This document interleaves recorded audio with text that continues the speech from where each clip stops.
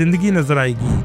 ऐसा मुल्क जिसे आप मिडिल ईस्ट का नॉर्वे भी कह सकते हैं। जी हाँ, आज हम सैर करने जा रहे हैं ओमान की। इस कंट्री के अरब के लोग दूसरे अरब से कैसे मुख्तलिफ हैं? इस कंट्री को मिडिल ईस्ट का नॉर्वे क्यों कहते हैं?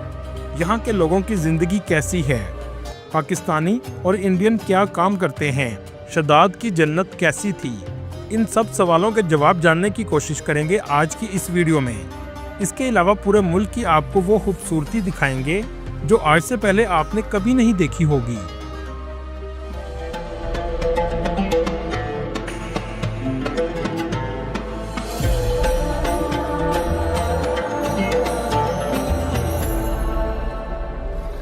चलें अब निकलते हैं ओमान के एक शानदार सफ़र पर। इस कंट्री का ऑफिशियल नाम दी सल्तनत ऑफ ओमान है। इस कंट्री की कुल आबादी सिर्फ 53 लाख के करीब है, जो आबादी के लिहाज से दुनिया के 123वें नंबर पर आता है। कुल आबादी का 87% लोग शहरों में रहते हैं और 13% गाँव में आबाद हैं। ओमान का कुल रकबा 3,09,501 मुरब्बा किलोमीटर है, जो रकबे के लिहाज से दुनिया के 72वें नंबर पर आता है। दोस्तों, ये अरब दुनिया का ऐसा मुल्क है जहां आज भी आपको 100 साल पुराना अरब देखने को मिलेगा। इस कंट्री में 2024 में भी ऊंची इमारतें नजर नहीं आएंगी, लेकिन इसके बावजूद इसकी खूबसूरती बेमिसाल है। ये कंट्री आसारे कदीमा की एक खुली किताब है। ओमान का सबसे बड़ा शहर मस्कत है और ये मुल्क का दारुल हुकूमत और सबसे ज़्यादा आबादी वाला शहर भी है। इसके अलावा मुल्क का दूसरा सबसे बड़ा शहर सलाला है, जो दुनिया के सबसे कदीम तरीन शहरों में आता है। इस शहर में जाकर आप कई हज़ार साल पुराना अरब भी देख सकेंगे और इसके अलावा बहुत से अंबिया कराम और सहाबा कराम की कब्र मुबारक भी मौजूद है। ओमान के लोग नहायत सादा और मेहमान नवाज हैं। यहाँ के लोग ज़मीन पर बैठकर खाना पसंद करते हैं। इनका लिबास ओमानी कंदूरा और सर पर कलरफुल साफ़ा पहनते हैं, जो इनकी सकाफत का हिस्सा भी है। इसी तरह ओमान की सकाफत का एक हिस्सा हंजर भी है। अक्सर ओमानी अपने साथ हंजर रखते हैं। ये हंजर आम तौर पर चांदी से बना होता है। अगर ओमान के बॉर्डर की बात करें तो ओमान के एक तरफ अरेबियन सी और बाकी इतराफ में दुबई, सऊदी अरेबिया और यमन वाक़या हैं। यहाँ के लोगों की कौमी ज़ुबान अरबी है और अरबी के बाद सबसे ज़्यादा बोली जाने वाली ज़ुबान बलोची, उर्दू और हिंदी है। दोस्तों, ये दुनिया के उन ममालिक में आता है जहाँ ज़िंदगी पुरसुकून है। ओमानी नहायत मेहमान नवाज हैं, आपको इज्जत और मोहब्बत से मिलेंगे। अक्सर यहाँ के लोग मेहमानों को खजूरें और गावा पेश करते हैं। यहाँ के लोग मंदी और बिरयानी बहुत शौक से खाते हैं। ओमान में जराइम ना होने के बराबर है। इसकी सबसे बड़ी वजह ओमानी गवर्नमेंट के सख्त कानून हैं। यहाँ की पुलिस अमनो अमान रखने में कामयाब समझी जाती है और ओमान के लोग पुलिस फोर्स पर भरोसा भी करते हैं। ख़वातीन बगैर किसी परेशानी के आज़ादी से घूम सकती हैं।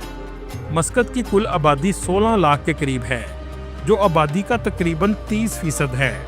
ये मुल्क का माशी और तजारती मरकज़ भी है। इस शहर में पाकिस्तानियों और इंडियन आपको सबसे ज़्यादा नज़र आएंगे। इस कंट्री में 2,50,000 के करीब पाकिस्तानी आबाद हैं, जो नौकरी और कारोबार के घर से आए हैं और पुरसुकून ज़िंदगी गुजार रहे हैं। ज़्यादातर पाकिस्तानी तामीरात, तजारत और ट्रांसपोर्ट जैसे बिजनेस चलाते हैं। पाकिस्तान की ओमान से दोस्ताना और बेहतरीन ताल्लुकात हैं, जिसकी वजह से पाकिस्तानियों को ओमान में साजगार माहौल मुयस्सर है। इसके अलावा इंडियन की तादाद 7 लाख के करीब है। इस कंट्री में इस्तेमाल होने वाली करेंसी ओमानी रियाल है, जो दुनिया की तीसरी बड़ी करेंसी है। एक ओमानी रियाल पाकिस्तानी 720 रुपये के बराबर और इंडियन 220 रुपये के बराबर है। ओमान की GDP $100 बिलियन है। इस कंट्री की मईशत का इन्हिसार तेल पर है। कुल GDP का 60% तेल ही से आता है। इसके अलावा टूरिज्म सेक्टर भी अहम किरदार अदा करता है। ओमान की गवर्नमेंट टूरिज्म सेक्टर पर बहुत ज़्यादा तवज्जो दे रही है। इस मुल्क में टूरिज्म तेज़ी से बढ़ रहा है कि इस मुल्क के सुल्तान ने टूरिस्ट प्लेसेस को अच्छे से डेवलप किया है। यहाँ के लोगों की एवरेज सालाना आमदनी $25,000 है।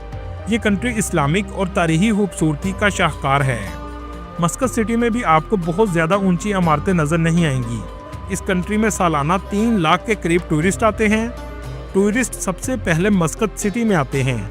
इस शहर की सबसे फेमस मस्जिद सुल्तान कबूस मस्जिद है। ये ओमान की सबसे बड़ी और खूबसूरत मस्जिद है। इसमें दुनिया का दूसरा सबसे बड़ा हाथ से बना हुआ कालीन और फानूस मौजूद है। कालीन तकरीबन 60,000 मुरब्बा फीट तक फैला हुआ है। टूरिस्ट इसे देखने बहुत ज्यादा आते हैं। अगर आप जाएं तो इस मस्जिद का विजिट जरूर कीजिएगा। ये मस्जिद अंदर से भी बहुत खूबसूरत है।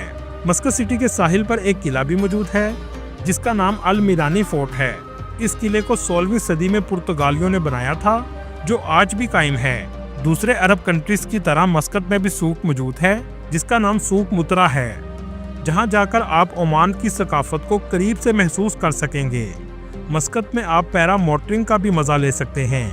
ये आपके लिए एक अलग ही एक्सपीरियंस होगा। इसकी कीमत 20 ओमानी रियाल होती है। आसमान से आप बहुत खूबसूरत नज़ारा ले सकते हैं। जो किला देख रहे हैं ये वो किला है जो पुर्तगालियों ने बनाया था।